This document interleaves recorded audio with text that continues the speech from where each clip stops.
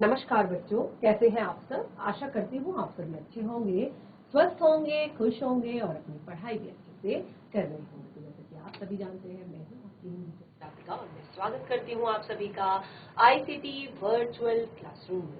और आज हम यहाँ पर एकत्रित हुए हैं पढ़ने के लिए क्लास 10 की हिंदी। क्लास 10 की हिंदी में हम पढ़ रहे हैं हिंदी व्याकरण, और हिंदी व्याकरण का हमारा जो पाठ चल रहा है वो है कारक। तो अभी तक आप कारकों को लगभग पूरी तरह से जान चुके हैं।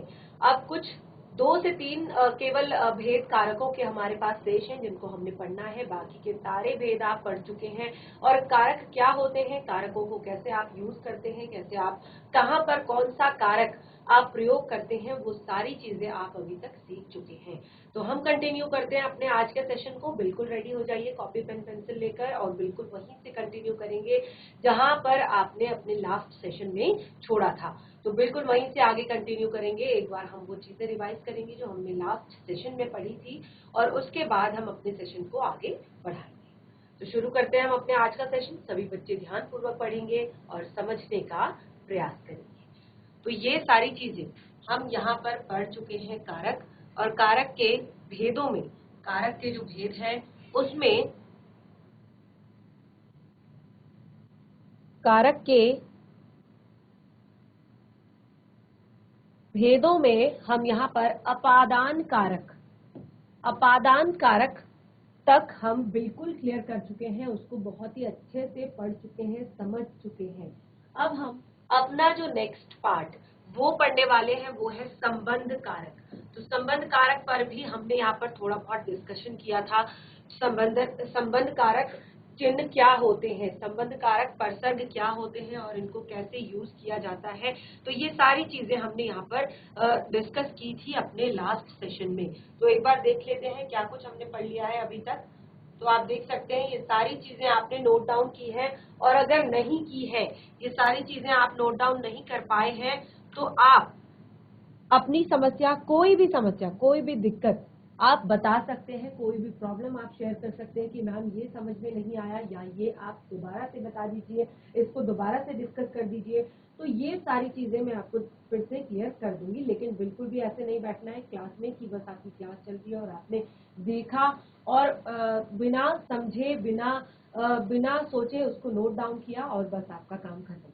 तो ये सारी चीजें नहीं करनी है, आपको प्रॉपर समझनी है, चीजें समझनी है, और जो डाउट है वो भी क्लियर करना है साथ में। ठीक है, तो कोई भी दिक्कत हो, कोई भी परेशानी हो, आप बीच में, क्लास के बीच में आप अपना माइक ऑन करके आप अपने चैट के माध्यम से या सिस्टम के माध्यम से अपना हैंड रेज हमें भेज सकते हैं। तो देखिए, जो हमारा लास्ट सेशन था, हमने यहाँ पर अपादान कारक जो चिन्ह है उसको हमने पढ़ लिया था। तो अपादान कारक चिन्ह में यहाँ पर क्या होता है, से परसर्ग होता है। अपादान कारक चिन्ह में कौन सा परसर्ग होता है, से परसर्ग होता है। तो संज्ञा या सर्वनाम के जिस रूप से पृथकता, पृथकता यानी कि दूरी, पृथकता यानी दूरी या तुलना आदि का बोध होता है, उसे अपादान कारक कहते हैं, उसे अपादान कारक कहते हैं। तो देखिए, हमने यहाँ पर आपको एग्जाम्पल बताए थे, पेड़ से पत्ते गिरते हैं, पेड़ से पत्ते गिरते हैं, बच्चा साइकिल से गिर पड़ा। तो आप देखिए, पेड़ से पत्ते गिर रहे हैं तो क्या हो रहे हैं, वो पेड़ से अलग हो रहे हैं, पेड़ से पृथक हो रहे हैं, दूर हो रहे हैं। ठीक है, इसी तरह से बच्चा साइकिल से गिर पड़ा, तो बच्चा साइकिल से गिर रहा है तो क्या हो रहा है, वो अलग हो रहा है, दूर हो रहा है। ठीक है, तो इस तरह से हमने यहाँ पर ये एग्जाम्पल पढ़े थे, और हमने कहा था कि आप इसको कैसे समझेंगे, आप प्रश्न लगाएंगे कहाँ से, आप प्रश्न लगाएंगे कहाँ से, तो आपको जो उत्तर मिलेगा वो आपका अपादान कारक होगा। ठीक है, बच्चा कहाँ से गिर पड़ा, तो उत्तर होगा पेड़ से।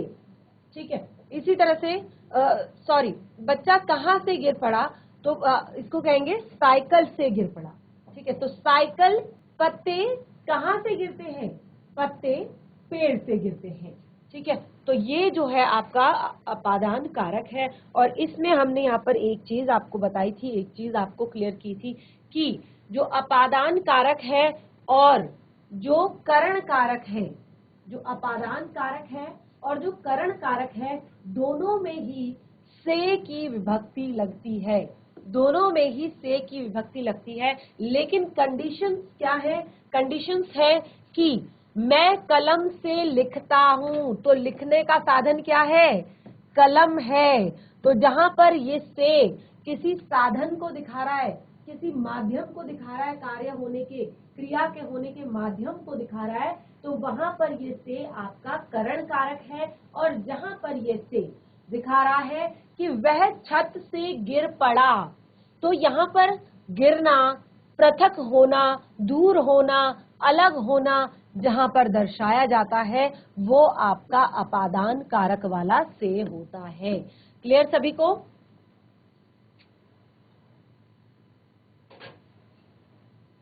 ठीक है, तो ये अपादान कारक जो है हमारा क्लियर हो चुका है, इसको हमने बहुत अच्छे से पढ़ लिया है।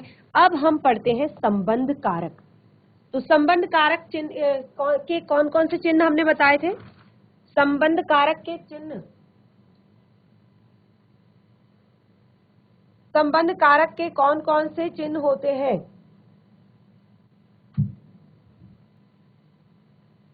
संबंध कारक के चिन्ह होते हैं का, के, की, रा, रे, री, मैं, मा, मी। ठीक है, तो हम यहाँ पर का, के, की जो संबंध कारक है हम उसको पढ़ेंगे। उसके जो चिन्ह हैं वो है का, के, की, ठीक है, और रा, रे, री। चलिए, इसमें आप और भी एग्जाम्पल्स यहाँ पर लिख सकते हैं, तो ये आप एग्जाम्पल लिखेंगे, यहाँ पर कुछ और एग्जाम्पल्स लिखेंगे। उसके बाद हम पढ़ते हैं अपना आज का जो है हमारा नंबर 6 पॉइंट, संबंध कारक। देखिए, संबंध कारक, सारे भी जितने भी यहाँ पर कारक हैं सभी की कोई ना कोई विशेषता है, सभी कारकों की कोई ना कोई विशेषता है। तो जब हमने अपादान पढ़ा तो उसकी क्या विशेषता है? पृथक्करण की विशेषता है। और करण कारक की क्या है? कि वो साधन को दर्शा रहा है। कर्ता की क्या है? कि वो काम करने वाले का बोध करा रहा है। ठीक है, कर्म, जो कर्म कारक क्या है? वो कर्म का बोध करा रहा है। तो सभी की अपनी अपनी विशेषताएं हैं। इसी तरह से जो संबंध कारक है, संबंध कारक जो है वो क्या होता है? अब आप थोड़ा सा मुझे थोड़ा सा मेरे साथ डिस्कशन करेंगे। तो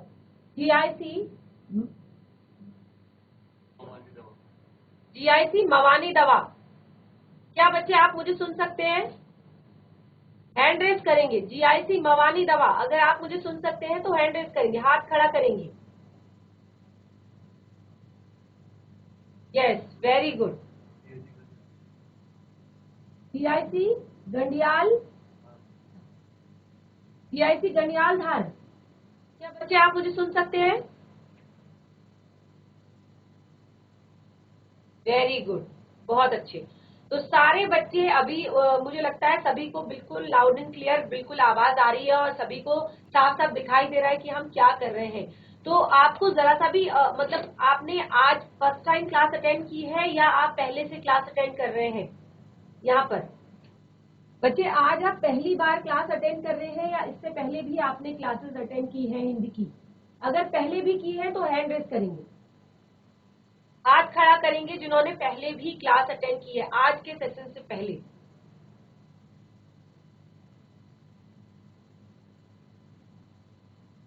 आप सभी फर्स्ट टाइम क्लास अटेंड कर रहे हैं आज हिंदी की?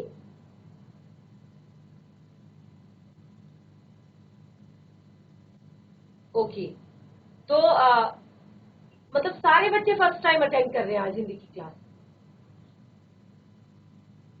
तो बच्चे देखिए, ये हमारा टॉपिक चल रहा है कारक, ठीक है, जिसको हम यहाँ पर पहले से, काफी पहले से, देखिए मैं हर जब भी मैं कोई भी चैप्टर आपको पढ़ाती हूँ, कोई भी चीज हम यहाँ पर पढ़ते हैं, तो जो भी हमने नेक्स्ट सेशन में यानी कि इससे पिछला सेशन जो होता है उसमें हमने पढ़ा हुआ होता है उसको मैं जरूर आपके साथ एक बार यहाँ पर रिवाइज करती हूँ और उसके बाद हम कंटिन्यू करते हैं अपने नेक्स्ट सेशन को।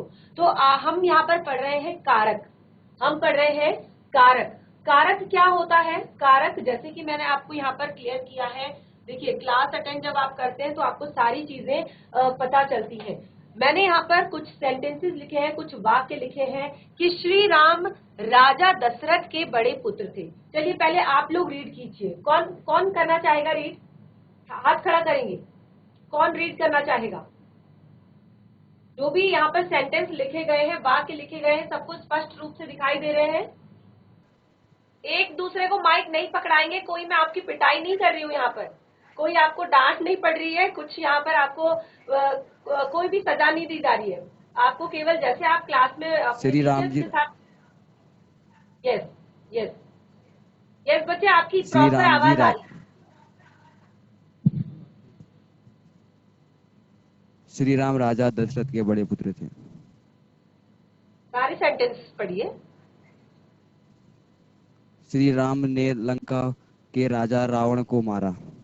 श्री राम ने रावण को बाण से मारा। राम का बाण रावण की नाभि पे जा लगा और रावण का अंत हो गया। यस, अभी आपने ये पढ़ा तो आप सभी को क्लियर हो चुका है कि यहाँ पर क्या लिखा हुआ है। सब अर्थ को समझ गए हैं।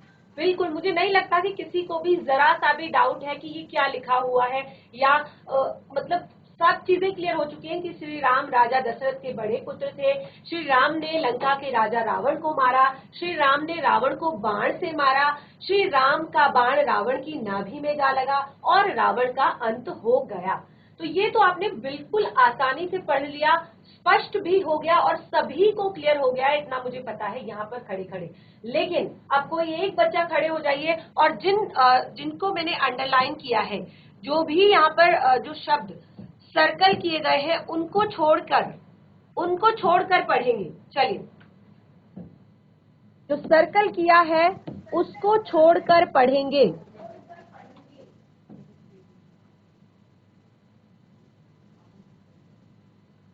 चलिए आप ही रीड कर दीजिए बच्चा।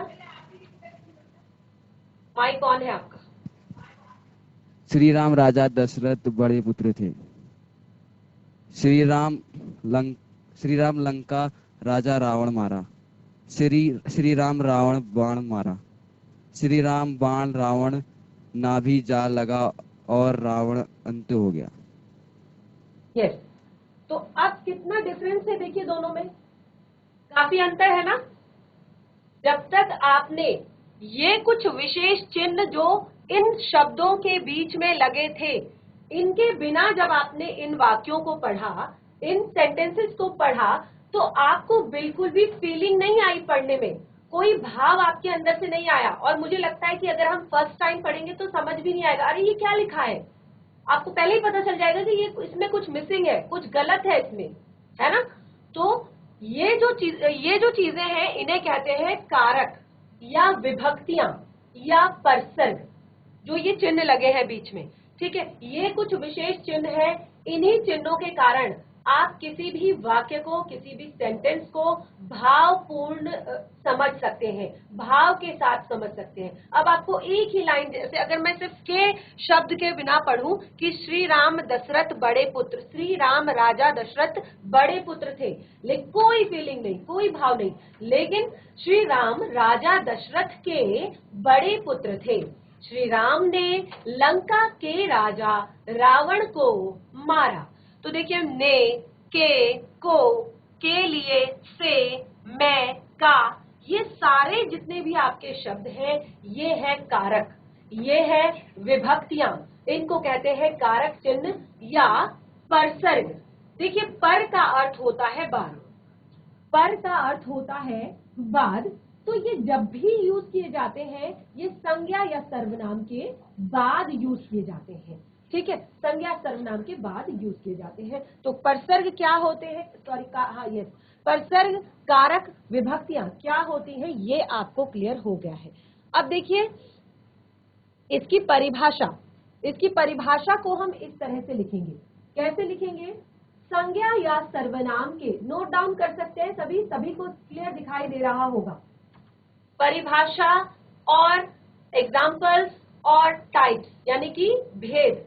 और बच्चे, ये आपकी क्लास का टॉपिक नहीं है, आप क्लास 10th के बच्चे हैं, ये सब आप पहले से पढ़ के आए हुए हैं। लेकिन कई बार इनकी वजह से आप जो बहुत ज्यादा इंपॉर्टेंट चीजें होती हैं, समास, इससे पहले जो हमने अपना टॉपिक यहाँ पर पढ़ाया था हिंदी व्याकरण में, वो था समास।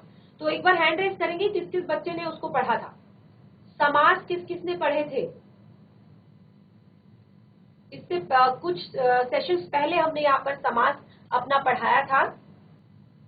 तो संज्ञा या सर्वनाम से, सर्वनाम के जिस रूप से उसका संबंध वाक्य की क्रिया से तथा वाक्य में आए हुए अन्य शब्दों से जाना जाता है, उसे कारक कहते हैं। और कारक को प्रकट करने के लिए जिन चिन्हों का प्रयोग किया जाता है उन्हें कारक की विभक्तियां या परसर्ग कहते हैं। पर का अर्थ होता है बाद, तो कारक चिन्ह संज्ञा या सर्वनाम के बाद आते हैं। तो कुछ एग्जाम्पल देखिए, हमने यहाँ पर इस तरह से क्लियर किया है कारकों को। मनोज ने सेब खाया, मनोज ने सेब खाया। पेड़ से पत्ते गिर रहे हैं। छात्र, शिक्षक छात्रों को पढ़ा रहे हैं। पिताजी बच्चों के लिए फल लाए। तोता डाल पर बैठा है। तो आप देख सकते हैं यहाँ पर सारे जो इन वाक्यों में जो परसर्ग लगे हैं वो हमने यहाँ पर क्लियरली आपको दिखाए हैं। और हमने कहा पर का अर्थ होता है बाद। परसर्ग शब्द में पर का जो अर्थ होता है वो होता है बाद। तो इसमें संज्ञा के बाद, ठीक है, संज्ञा या सर्वनाम, जैसे मनोज क्या है? संज्ञा है। पेड़ क्या है? संज्ञा है। शिक्षक और छात्र क्या है? संज्ञा है। पिताजी और बच्चे क्या है? संज्ञा है। तोता क्या है? संज्ञा है। तो ये किसके बाद लगता है? संज्ञा के बाद लगता है। और इसके जो चिन्ह है वो इस प्रकार से है, ठीक है। उसके बाद मैंने यहाँ पर आपको कारकों के भेद भी नोट करवाए थे। कारकों के भेद ये जरूर नोट कर लीजिए फटाफट फटाफट, चाहे रफ नोटबुक में कीजिए चाहे फेयर नोटबुक में कीजिए, कारकों के भेद जरूर नोट कीजिए। यस, और जब हो जाएगा तो हैंड रेज करना, जब नोट डाउन हो जाए तो हैंड रेज कीजिएगा।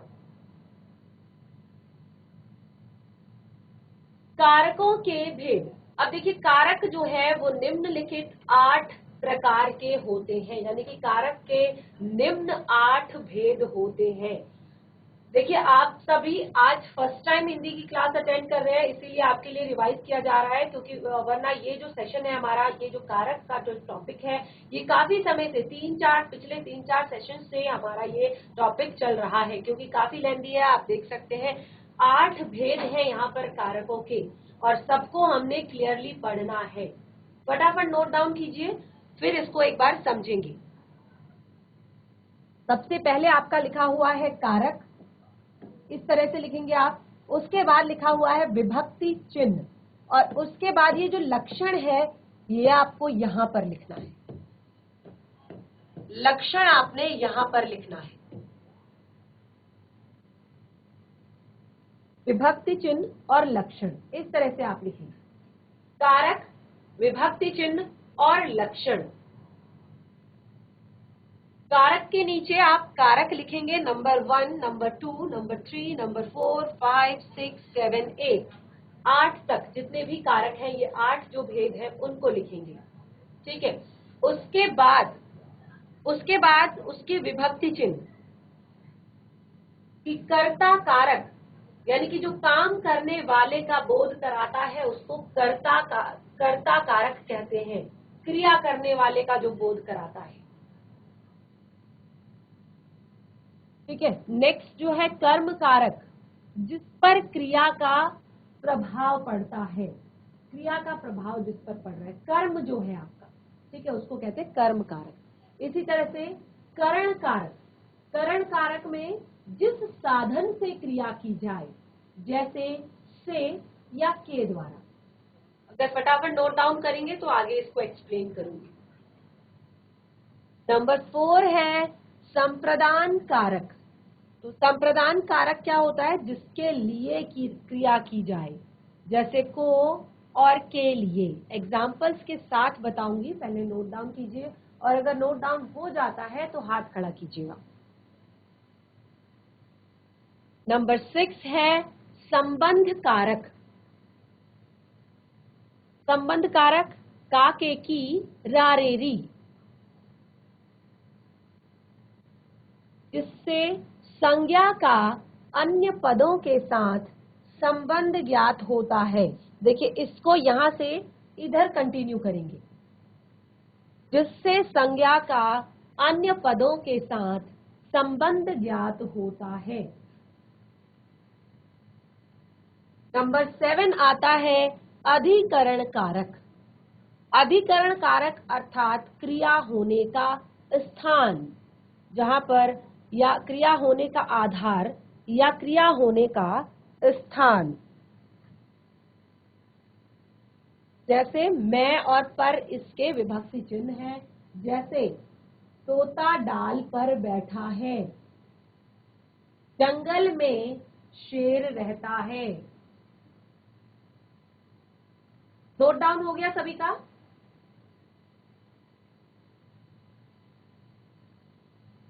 अगर नोट डाउन हो गया हो तो हैंड रेस करेंगे, हाथ खड़ा करेंगे। Yes, very good. चलिए वेरी गुड। तो एक बार सभी अपने पेन नीचे रख लीजिए और ध्यान पूर्वक सुनिए। एक बार पेन नीचे रख लीजिए और ध्यान पूर्वक सुनिए। देखिए आपने नोट डाउन कर लिया है तो घर पर रिवाइज कर सकते हैं इसको। Very good. आज के बच्चे काफी सिंसियर मुझे यहाँ पर लग रहे हैं, बहुत ही अच्छे बच्चे हैं और काफी ध्यान दे रहे हैं। तो बच्चे अगर ऐसे हमारी क्लास चलेगी तो आपकी क्लास बहुत ज्यादा इंटरेस्टिंग होगी और आपको जो आप टॉपिक पढ़ रहे हैं वो बिल्कुल भी बोरिंग नहीं लगेगा और वो आपकी समझ में भी अच्छे से आएगा। ठीक है, तो आप पे डिपेंड करता है कि आपको कितना समझ में आने वाला है और कितना समझ में नहीं आने वाला है। आपका डिसिप्लिन, आपके मैनर्स और आपका इंटरेक्शन ही बताएगा कि आपको कितना समझ में आने वाला है। चलिए तो बिल्कुल ध्यान देंगे 2 मिनट के लिए।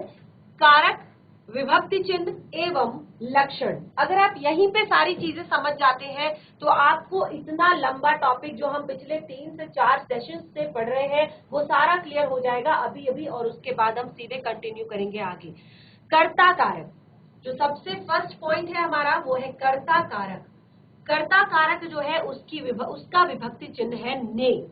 तो ये क्रिया करने वाले के विषय में बताता है। देखिए लक्षण क्या है इसके, ये क्रिया करने वाले के विषय में बताता है, जो क्रिया कर रहा हो उसके बारे में बताता है। जैसे अंशु ने खाना खाया, अंशु ने खाना खाया। ठीक है, तो यहां पर क्रिया करने वाला कौन है? अंशु। अंशु ने खाना खाया। ठीक है, तो ये क्या कर रहा है? क्रिया करने वाले को बता रहा है। तो इसका जो विभक्ति चिन्ह है, इसका जो परसर्ग है वो है ने, कर्ता कारक। इसी तरह से कर्म कारक।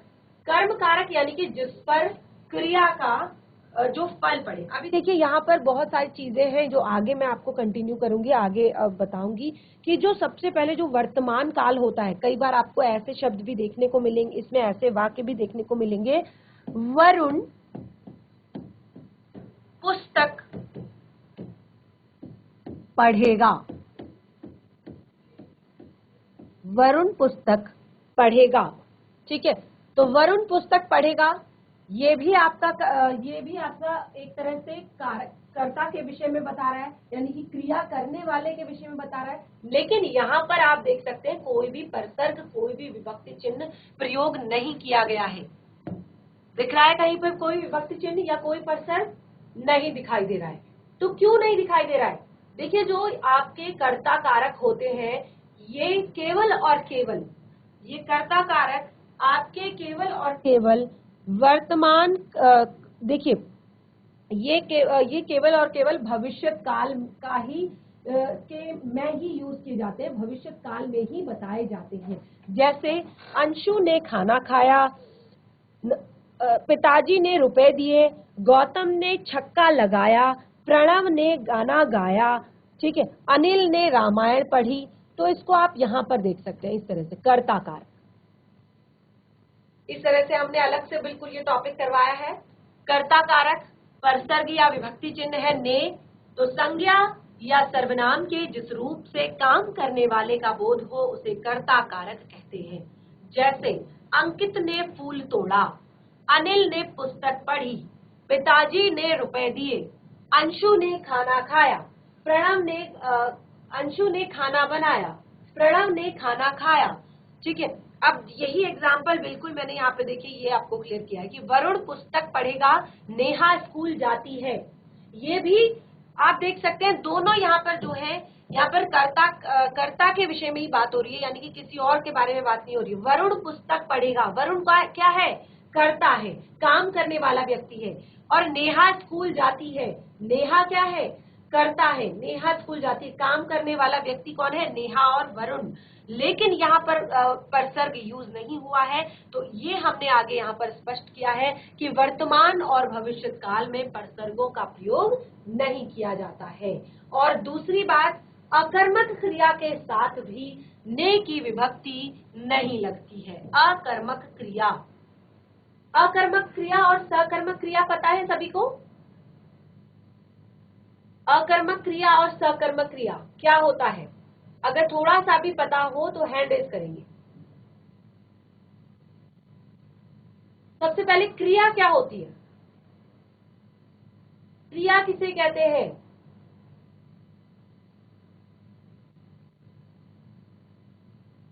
बच्चे क्रिया किसे कहते हैं? बिल्कुल भी शर्माने की, घबराने की, डरने की जरूरत नहीं है। कई बार ऐसा होता है कि आपको आता है और आप डर से कि अरे मेरा गलत तो नहीं हो जाएगा, मैं गलत तो नहीं बोल रहा हूँ, मुझे गलत तो नहीं आता है, तो बिल्कुल ऐसा मन में डाउट रखना ही नहीं। आपको यहाँ पर सीखने के लिए स्कूल आते हैं, आप स्कूल आते हैं सीखने के लिए, तो कोई भी डाउट है, कोई भी गलती है, वो आपकी यहाँ पर सुधारी जाएगी। ठीक है, उसके लिए आपको डांटा या पीटा नहीं जाएगा। जब आप बहुत बड़ी गलती करेंगे तो शायद ऐसी चीजें हो सकती है, लेकिन पढ़ाई में नहीं। तो अगर किसी को सकर्मक और अकर्मक क्रिया क्या होती है पता है, थोड़ा सा भी नॉलेज है, तो बच्चे एक बार हैंड रेज कीजिए फटाफट। किसे कहते हैं सकर्मक क्रिया, किसे कहते हैं अकर्मक क्रिया? किसी को नहीं पता? अच्छा, क्रिया की परिभाषा कौन बताएगा मुझे? क्रिया की परिभाषा, चलिए क्रिया की परिभाषा दे दीजिए। संज्ञा की परिभाषा किसे आती है? संज्ञा किसे कहते हैं? संज्ञा या सर्वनाम की परिभाषा काफी बच्चे हैं, और मुझे नहीं लगता कि, मुझे पता है आप सभी को आती है, मुझे सब पता है कि आप सबको आती है। संज्ञा की आती है, सर्वनाम की आती है, क्रिया की आती है, विशेषण की आती है, लेकिन सबको डर है कि मुझे नहीं आती। या इसी मवानी दावा, बच्चे काफी सारे बच्चे बैठे हैं पीछे, जरूरी नहीं कि आगे के ही बच्चे बताएंगे, पीछे भी बहुत सारी गर्ल्स भी बैठी हुई है, बॉयज भी है, काफी सारे बच्चे आपस में बातें कर रहे हैं। गर्ल्स सबसे ज्यादा इंटेलिजेंट होती हैं, लेकिन चुप बैठी रहती हैं, पता नहीं क्यों। मवानी दावा, माइक को प्रॉपर ऊपर की तरफ ऑन करेंगे बच्चा। संज्ञा और सर्वनाम के जिस रूप में उसका संबंध वाक्य की क्रिया से जाना जाए कारक कहलाता है। बच्चे मुझे लगता है आपका ध्यान नहीं है अभी क्लास में। एक शब्द पढ़ा था अकर्मक क्रिया, मैंने कहा कि अकर्मक क्रिया के साथ भी ने की विभक्ति नहीं लगती है। तो जब तक आपको ये नहीं पता होगा कि अकर्मक क्रिया क्या होती है, तो आप ये विभक्ति को कैसे यूज करेंगे, कैसे लगाएंगे? तो इसलिए मैंने कहा कि क्या आपको पता है कि अकर्मक क्रिया क्या होती है? ये तो आपने अभी कारक के, आपने जो परिभाषा यहाँ से नोट डाउन की वो आपने पढ़कर बता दी। मैं जर्नल आपसे पूछ रही हूँ कि अकर्मक क्रिया क्या होती है। कोई और बच्चा क्लास का बच्चे जिसके हाथ में माइक है, आप ही आंसर दे दीजिए, जैसा भी आता है, जो आता है। क्रिया क्या होती है? चलिए क्रिया की परिभाषा बताइए पहले। और पता है, घबराइएगा नहीं बिल्कुल कि आज मैम ने, अरे आज तो मैम ने हमारी क्लास ले ली, बस हम ही से पूछे जा रही थी, हम ही से पूछे जा रही थी, और कल से स्कूल गायब, कल से बच्चे ही नहीं है क्लास में। प्लीज ये मत करना। ये क्लास जो है, अगर आप इंटरेक्शन करेंगे तभी इंटरेस्टिंग होगी, और तभी आपको बहुत सारी चीजें समझ में आएंगी। देखिए, आप क्लास में पढ़ते हैं, आपको पढ़ाया जाता है पूरा 100%, ठीक है, सारे एफर्ट्स के साथ, लेकिन आप कितना याद रख पाते हैं वो आपके इंटरेक्शन, अगर आप आपस में इंटरेक्शन करते हैं, आप दूसरे की बातें सुनते हैं, आप अपनी बातें रखते हैं, तो आप इस चीज को भूलते नहीं है। अगर मैं लिख रही हूँ, आप डायरेक्ट उसको नोट डाउन कर रहे हैं, मैं यहाँ से बोलती जा रही हूँ, आप लिख रहे हैं, तो ये कोई हमारी पढ़ाई नहीं होती।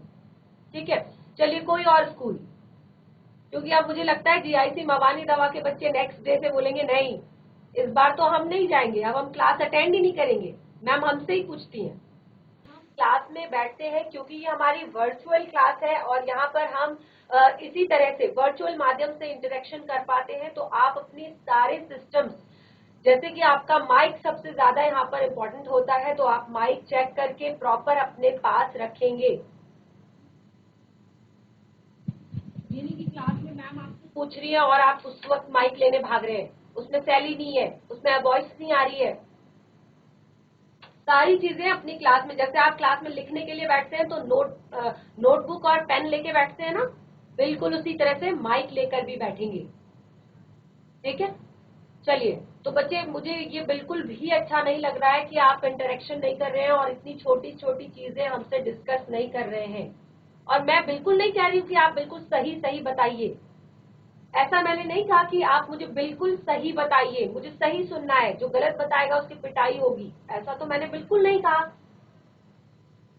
आपको जैसा आता है, जो आता है, आप वो बताइए। देखिए, अकर्मक क्रिया और सकर्मक क्रिया, क्रिया क्या होती है? जिससे हमें किसी काम को करने या होने का बोध होता है। जिस शब्द से हमें किसी काम के होने या करने का बोध होता है उसे क्रिया कहते हैं। और क्रिया के दो भेद होते हैं, एक आपका अर्थ के आधार पर, एक आपका रचना के आधार पर। ठीक है, अर्थ के आधार पर आपके दो भेद होते हैं क्रिया के। कौन सा? सकर्मक क्रिया और अकर्मक क्रिया।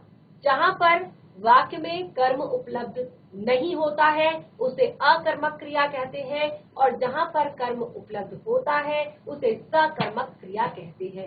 अब आप एग्जाम्पल यहाँ पर देख सकते हैं।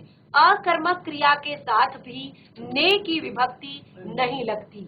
लड़के ने चित्र बनाया, लड़के ने चित्र बनाया, देखिए भूतकाल का है और सकर्मक है।